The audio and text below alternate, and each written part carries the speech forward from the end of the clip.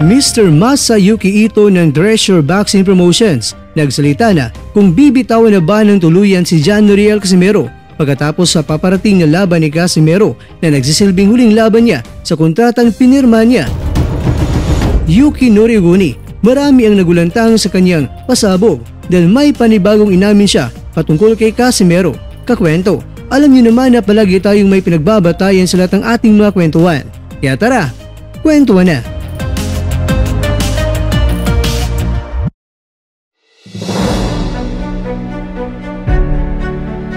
Sa paparating na Treasure Boxing Promotion 7 ng main event ay sina Casimero at Saul Sanchez ngayong October 13 sa Yokohama, Japan. Kasama din sa lalaban ay ang dalawang mga boksingero na nakaharap na ni Casimero na sina Filipos Ngitumba at Yuki Norioguni. Si Ngitumba ay natalo via unanimous decision ni Casimero habang ang laban naman nila ni Casimero at Uguni dahil sa pagiging liit sugat suko boy ni Uguni sa round 4 kinawi ang laban sa tabla. Itong si Uguni ay mula ito sa dalawang sunod-sunod na pagkapanalo pero sinundan din naman ito ng sunod-sunod na tabla dahil untugan sa ulo pa rin ang dahilan at kasama na nga dito ang laban niya kay Casimero. Sa ngayon ay bitbit niya ang kartadang 21 wins, 2 losses, 8 knockouts at 3 draws habang itong si Filipos naman ay nasa rank 10 sa WBO Super Bantamweight World Rankings at galing ito sa dalawang sunod-sunod na mga panalo. Pagkatapos na tinalo siya ni Casimero, siya ngayon ay may kartada na 14 wins, 2 losses at 12 knockouts. Sa nakarang press conference ay inamin talaga ni Uguni na siya ay naging maingat kay Casimero dahil itong si Casimero ay isang matibay na boksingero at talagang taglay ni Casimero ang lakas. Nako, pati ba naman si Uguni umami na sa lakas sa taglay ni Casimero. Uguni, wag mo lakasan dahil baka makarinig yung kababayan mong si basta baka lalong ayaw pumalag kay Casimero. Ayon pa kay Uguni, siya excited na makaharap si Filipos. Ang isa lang na ayaw niya na makaharap ay ang boksingero na kaliwete ang fighting sense. Yung masaya siya na itong si Filipos ay isang orthodox na boxer. Pero nang sinabihan si Uguni na kaya ni Filipos na mag-switch mula sa kanan maging kaliwete na naman. Dito na sinabi ni Uguni na kapag gagawin niya ni Filipos na mag-switch sa kaliwete ay pabirong sinabi niya na maging kaliwete din siya. Kapag mag-orthodox naman si Filipos ay mag-orthodox din siya. Kung si Filipos mga kwento ang tatanungin, siya ay gusto talaga na mabigyan ng pagkakataon na maikasa ang rematch sila ni Casimero at alam naman natin mga kwento na matagalan niya itong gusto. Pero kay Uguni naman, nang tinanong kung papalag ba siya na magkaroon ng rematch silang dalawa ni Casimero, ito ang sabi ni Uguni. Casimero kun, sugat isakit sine. Ulo sakit tugo labas sine. Hindi, biro lang ka kwento. Mapagkumbaba na sinabi niya na talagang inamin niya na itong si Casimero ay isang sikat na boksingero kaya matatawag na isang swerte siya na boksingero kung sakaling pipiliin siyang muli ni Casimero. Kaya sa ngayon ay hindi niya talaga masabi kung gusto ba niya na harapin muli si Casimero. Kaya lang ang tanong, kung sakaling gusto ng rematch ni Ngitumba o di kaya si Uguni, paano mangyayari ito kung sa paparating na laban ni Casimero ay huling laban na niya ito sa kontratang pinirmahan ni Casimero under Treasure Boxing Promotions dahil 3 fights contract kasi ang pinirmahan ni Casimero noon. Bibitawan na kaya si Casimero ni Mr. Ito pagkatapos ng laban ni Casimero kay Sanchez?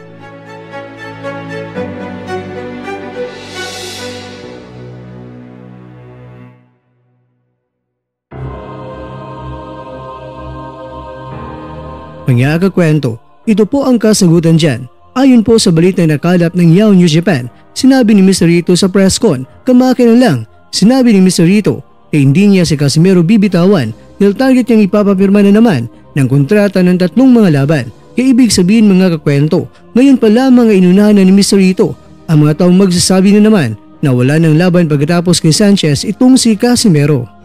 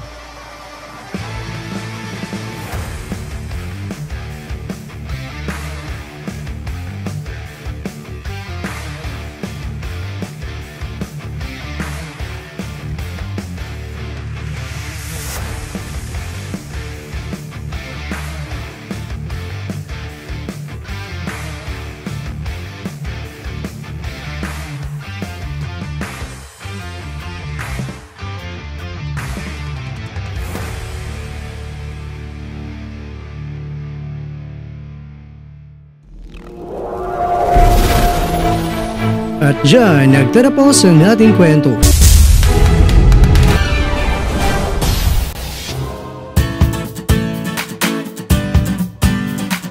Maraming salamat mga kakwento sa inyong panonood. Pero baka naman mga kakwento ay nagustuhan niyo po ang kwento natin ngayon. Baka pwede niyo po akong mabigyan dyan ng like, subscribe at pa-click na rin sa bell button. Pero bago tayo matapos mga kwento ay syempre, shoutout po muna tayo dyan sa ating mga kakwento. Kay kakwentong Eugene Bless, kay kakwentong Bonus X Motovlog, kay kakwentong 7 God Gaming TV, at ikaw kakwentong nanonood ngayon, shoutout sa'yo dyan. Bueno, hanggang dito po muna ang ating kwentuhan at abangan nyo na po ating susunod na video. At dito na po yan sa isang channel na kung saan maaring ito'y mga kwentong di pa na kwento sa inyo.